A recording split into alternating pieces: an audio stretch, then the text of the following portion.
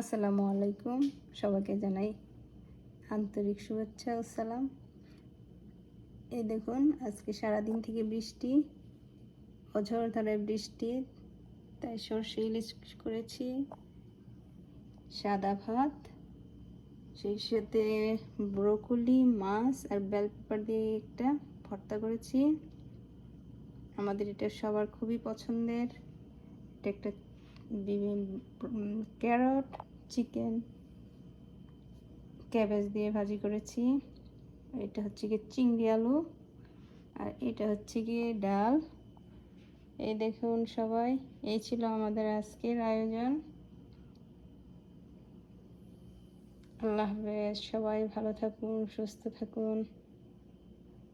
কথা হবে আবারও কোনো এক সময়। আল্লাহ হাফেজ।